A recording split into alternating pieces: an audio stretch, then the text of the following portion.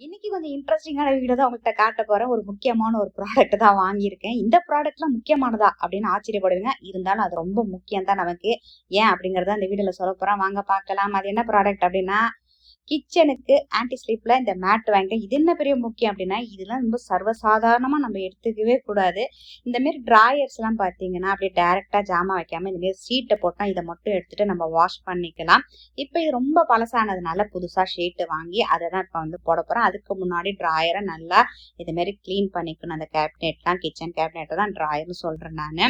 ஒரு பக்கம் பாத்தீங்கன்னா கொஞ்சம் சொரசொரப்பா இருக்கும், மறுபக்கம் பாத்தீங்கன்னா கொஞ்சம் வளவலன்னு இருக்கும். ஆன்டி ஸ்லிப் இப்படி போட்டுட்டு இப்ப டிராயருக்கு அளவு எடுக்கிறது ரொம்ப முக்கியம். அதனால இந்த மாதிரி நான் பிரிச்சிருக்கேன் நானு. இப்ப நோட் புக்லக்கா நம்ம அட்டை போடுவோம் இல்லையா, அத மாதிரி ஒரு லைனை போட்டு ஒரு லைட்டா இழுத்தோம்னா அந்த மாதிரி ஒரு லைன் கிடைக்கும் நமக்கு. அதை வச்சு நம்ம கரெக்டா அப்படியே கட் பண்ணிட்டா நீட் ஆயிடும். இந்த ஜாமான்லாம் கழுவி ஏற்கனவே ரெடியா இருக்கு. இப்ப அடுக்க வேண்டிய தனித்தனியா கேபினெட்ல டிராயர்ல வைக்கணும்னு முடிவு பண்ணிட்டேன்.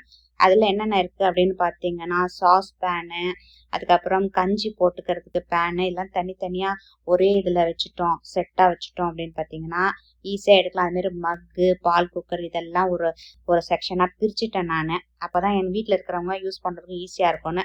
இன்னொன்னுல வந்து பாத்தீங்கன்னா, இது மாதிரி சின்ன சின்ன கிண்ணம்லாம் இருக்கு இல்லையா, அதெல்லாம் வச்சிருக்கேன். அதுக்கு வேண்டிய தட்டெல்லாம் வந்து பக்கத்துல வைக்காம இத மாதிரி சின்ன பேஸ்கெட்குள்ள வச்சுட்டோம்னா கலையாம நீட்டா இருக்கும்.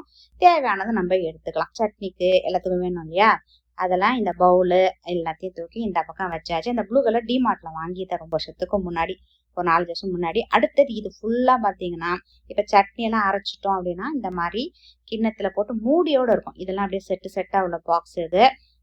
அதெல்லாம் நீட்டா அது மாதிரி அரேஞ்ச் பண்ணி வச்சிருக்கேன். காலையில நம்ம சமைக்கும் போது இருக்கும் பாருங்க ஒரு டென்ஷனு, அதனால இந்த டென்ஷனே வேணாம்னு முதல்ல நீட்டா முதல்ல ஆர்கனைஸ் பண்ணிடலான்னு இப்ப இந்த மாதிரி ஆர்கனைஸ் பண்ணி வச்சிருக்கேன். இதெல்லாம் என்னோட சன்னோட லஞ்ச் பாக்ஸஸ், டிஃபன் பாக்ஸஸ்லாம் ரெடி பண்ணி இதில் மாரி வச்சிருக்கேன். இந்த சீட்டெல்லாம் போட்டு மிச்சம் மீதி வந்து பார்த்தீங்கன்னா இதாக இருந்தது. இதெல்லாம் ஆன்லைன்லேயே உங்களுக்கு கிடைக்குது. 175 இது வந்து பை 1 கெட் 1 ஃப்ரீ அப்படிங்கிற மாரி வாங்கியிருந்தேன். இந்த வீடியோ யூஸ்ஃபுல்லாக இருக்கா அப்படின்னு நீங்கள் சொல்லுங்கள். Bye bye.